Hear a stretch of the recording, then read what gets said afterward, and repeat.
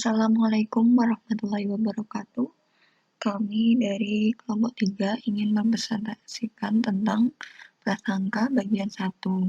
Kami yang beranggotakan Sally Rizky Anjani dengan NIM 09, Umi Zeda Karomah dengan NIM 084, dan Nur Khafiatun Hasanah dengan NIM 143. Yang pertama yaitu prasangka. Apa sih yang dimaksud dengan prasangka? Prasangka adalah sikap negatif terhadap sesuatu atau kelompok sosial tertentu. Dengan kata lain, seorang yang memiliki prasangka terhadap kelompok sosial tertentu cenderung mengevaluasi anggotanya dengan cara yang sama, semata karena mereka anggota kelompok tersebut. Aspek-aspek prasangka. Yang pertama yaitu aspek kognitif. Aspek kognitif merupakan sikap yang berhubungan dengan hal-hal yang ada dalam pikiran. Hal ini terwujud dalam pengolahan pengalaman dan keyakinan serta harapan-harapan individu tentang sekelompok objek tertentu. Yang kedua yaitu aspek afektif, merupakan proses yang menyangkut perasaan-perasaan tertentu seperti ketakutan, kedengkian, simpati, antisipasi, dan sebagainya yang ditujukan kepada objek tertentu. Yang ketiga atau yang terakhir yaitu aspek konatif. Ini merupakan suatu tendensi atau kecenderungan untuk bertindak atau berbuat sesuai terhadap objek tertentu. Misalnya kecenderungan memberi pertolongan, menjauhkan diri, dan sebagainya. Yang selanjutnya yaitu jenis-jenis prasangka. Yang pertama ada prasangka agama. Contohnya, di dalam komunitas agama Hindu, agama Islam dianggap teroris. Yang kedua yaitu prasangka etnik. Orang Jawa dikenal dengan orang yang ulet, dan orang Batak dikenal dengan sifatnya yang keras. Yang ketiga yaitu prasangka sosial. Menurut pandangan orang kaya, orang miskin itu adalah orang yang pemalas, tidak suka menabung, menjadikan orang kaya tidak memperbolehkan anaknya main dengan orang miskin. Sedangkan orang miskin berpikiran bahwa orang kaya itu orang yang sombong dan pelit. Yang keempat yaitu prasangka gender.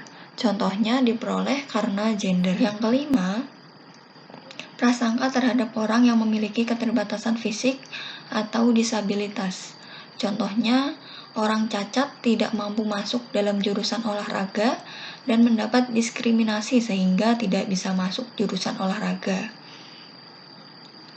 Yang kelima, prasangka politis. Contohnya itu keturunan PKI dilarang masuk PNS dan diskriminasi terhadap anggota-anggota atau keluarga PKI. Yang terakhir yaitu prasangka berdasarkan jenis kelamin. Contohnya ada mahasiswa baru yang berwajah tampan dan disukai mahasiswi di kelas. Lalu mahasiswi yang mempunyai pacar dijauhkan oleh pacarnya agar mahasiswa tersebut tidak pindah hati pada mahasiswa baru tersebut. Yang selanjutnya yaitu mengatasi prasangka menurut Baron. Yang pertama yaitu memutuskan siklus prasangka. Yang kedua berinteraksi langsung dengan kelompok yang berbeda. Yang ketiga kategorisasikan ulang batas antara kita dan mereka. Yang keempat intervensi kognitif. Yang terakhir, pengaruh sosial sebagai cara untuk mengurangi prasangka. Peran stereotip.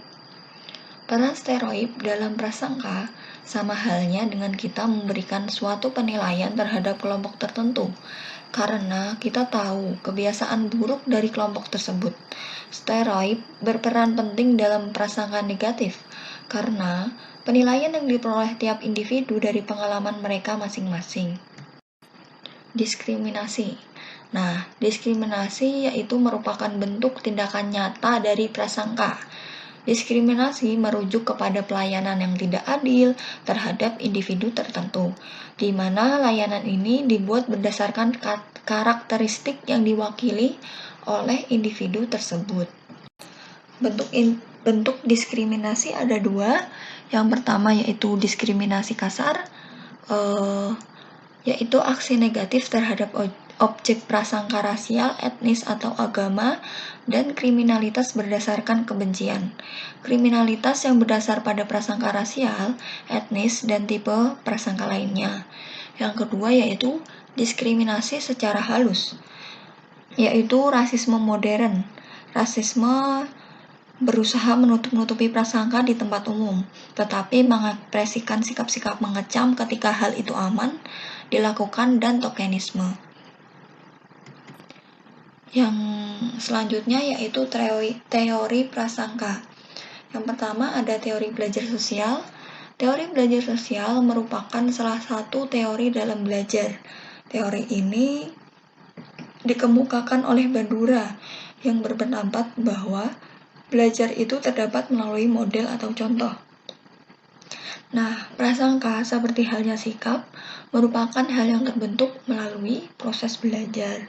Yang selanjutnya yaitu teori motivasional.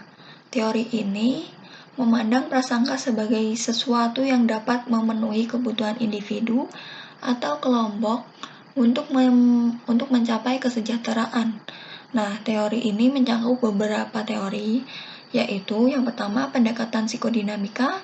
Teori ini menganalisis prasangka sebagai suatu usaha untuk mengatasi tekanan motivasi yang ada dalam diri individu yang bersangkutan.